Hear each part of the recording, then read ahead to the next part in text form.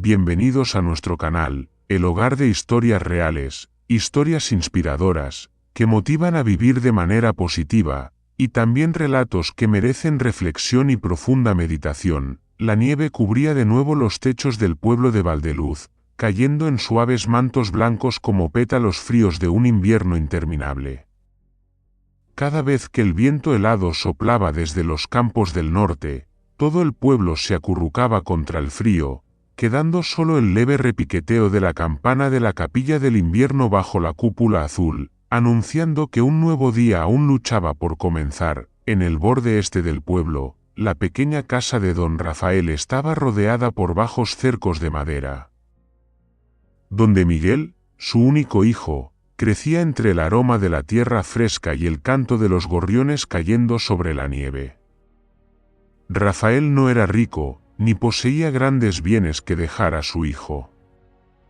Pero tenía manos endurecidas, un corazón lo suficientemente cálido para resistir cualquier viento frío, y una fe profunda de que el trabajo honesto y la bondad eran los tesoros más duraderos que un ser humano podía legar. Cada mañana, antes de que el sol lograra atravesar la neblina, Rafael despertaba a Miguel. «Levántate, hijo.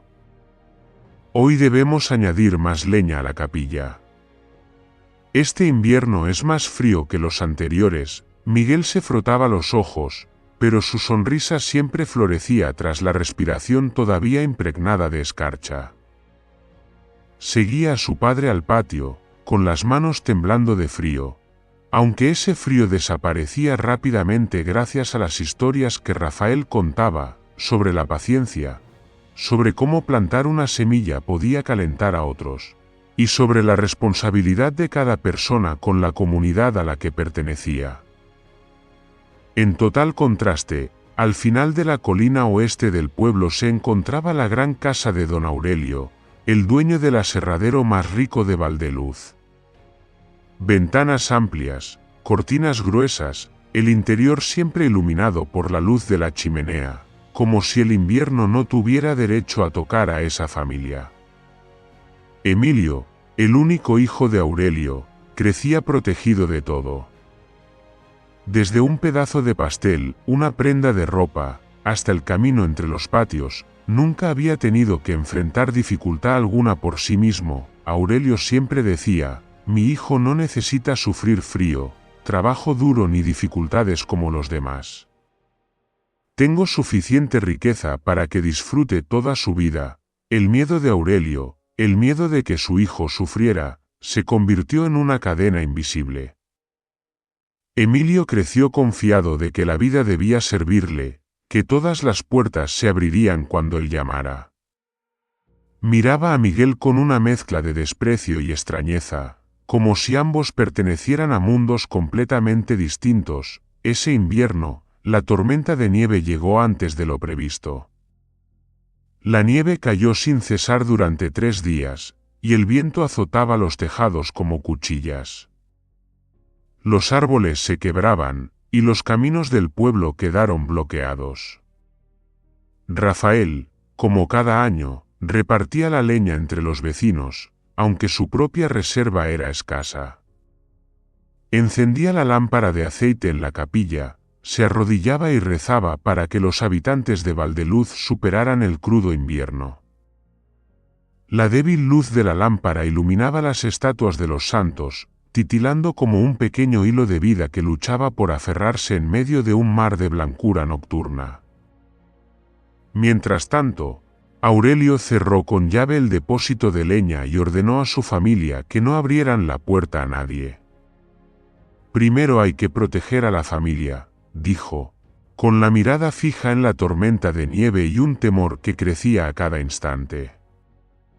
Emilio, en cambio, permanecía en la habitación cálida, sosteniendo una taza de chocolate caliente, sin saber, o sin querer saber, que las casas alrededor comenzaban a apagarse lentamente. Llegada la 4ª noche, un trueno seco retumbó, y el viento derribó el techo del aserradero.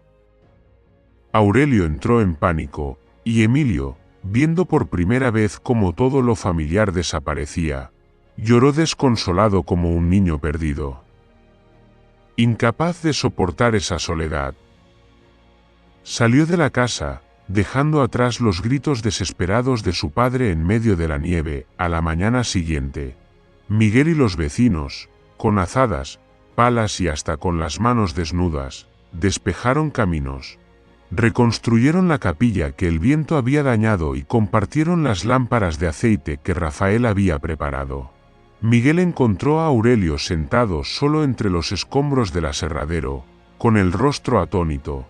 Envejecido de repente, Miguel puso una mano sobre su hombro y le dijo con suavidad: «Te ayudaré a encontrar a Emilio. Pero primero, necesitas levantarte». Esas palabras, cálidas como un leño encendido en la noche, hicieron que Aurelio llorara por primera vez en muchos años.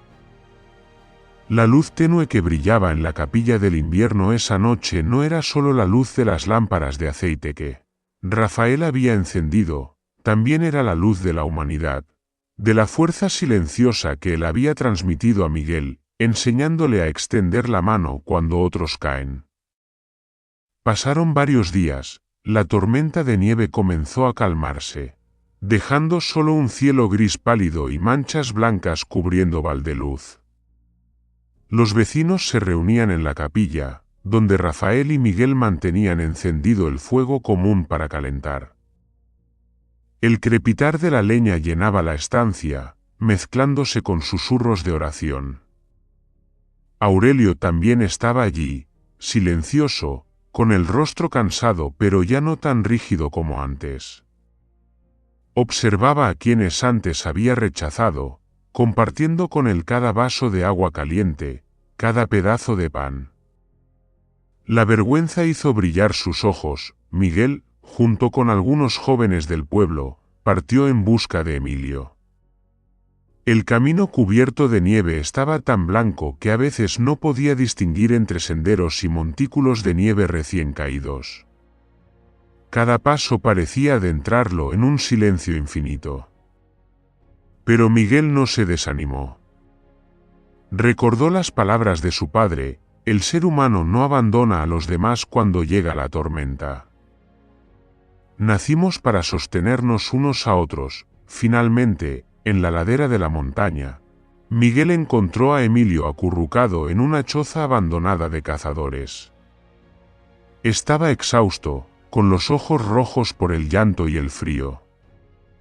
Al ver a Miguel entrar, Emilio tembló y preguntó: «¿Por qué me has buscado?». Miguel le puso su abrigo sobre los hombros y respondió suavemente: «Porque necesitaba ser encontrado». Solo unas pocas palabras, pero suficientes para romper el muro de orgullo que había rodeado a Emilio durante años.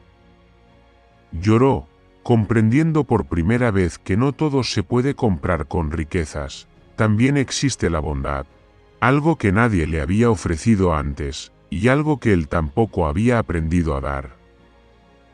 Cuando Miguel llevó a Emilio de regreso al pueblo, los habitantes de Valdeluz los recibieron con miradas cálidas. Aurelio se acercó, con el rostro lleno de lágrimas.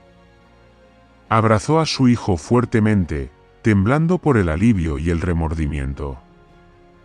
Nadie en la capilla lo condenó, permanecieron en silencio, dejando que el amor entre padre e hijo se sanara en el calor compartido. El tiempo pasó lentamente. El invierno de ese año terminó, pero las heridas, tanto visibles como invisibles, seguían presentes. Aurelio empezó de nuevo, esta vez no desde una posición por encima de los demás, sino entre ellos. Ayudó a reparar el taller de carpintería, y lo que más sorprendió a los aldeanos no fue Miguel quien participó activamente en el trabajo, sino Emilio. Él trabajaba despacio, torpemente, con manos suaves que aún no estaban acostumbradas al esfuerzo. Pero Miguel siempre estaba a su lado, guiándolo con paciencia, tal como su padre le había enseñado. Emilio aprendió a cortar leña, montar estructuras de madera y cargar sacos de carbón. Cada tarea era un pequeño paso para separarse de la imagen del niño mimado y entrar en una vida de autosuficiencia y solidaridad. Una tarde, cuando la escasa luz del sol primaveral iluminaba la capilla, Emilio observó a los que reparaban el arco de la puerta.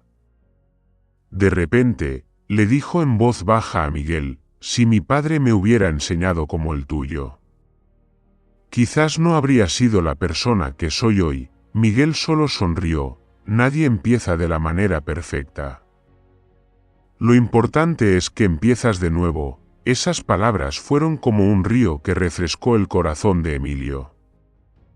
Desde aquel día, dedicó más tiempo a ayudar a los demás, llevaba leña a los ancianos, reparaba techos de graneros para familias pobres, o simplemente despejaba la nieve frente a la capilla. Y los aldeanos, con su natural capacidad de perdonar, recibieron su cambio como se recibe un pequeño brote que surge del suelo frío, muchos años después. Cuando los jóvenes del pueblo crecieron y los inviernos en Valdeluz ya no eran tan severos, la capilla del invierno seguía brillando cada vez que empezaba a caer la nieve. No por las lámparas de aceite de Rafael, que había descansado hace mucho tiempo, sino por la luz de las velas encendidas por los aldeanos, entre ellos, Miguel y Emilio.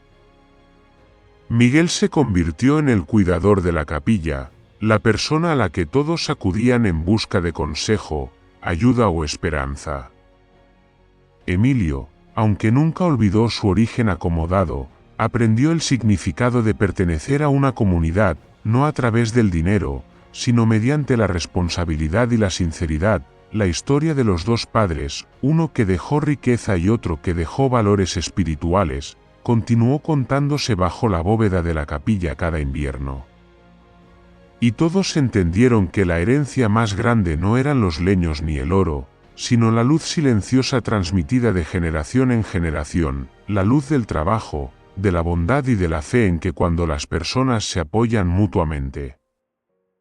Ningún invierno puede devorar por completo a Valdeluz. Así, la capilla del invierno se convirtió en un símbolo no solo del invierno, sino de la humanidad. En cada vela encendida se reflejan Rafael y Aurelio, Miguel y Emilio, 4 personas, 4 piezas diferentes, pero que enseñan a Valdeluz que el verdadero valor no está en lo que poseemos, sino en lo que dejamos en el corazón de los demás. Muchas gracias por dedicar tiempo a seguir y escuchar esta historia. No olviden suscribirse al canal, dejar un comentario y compartir este vídeo con todos. Les deseo paz y felicidad.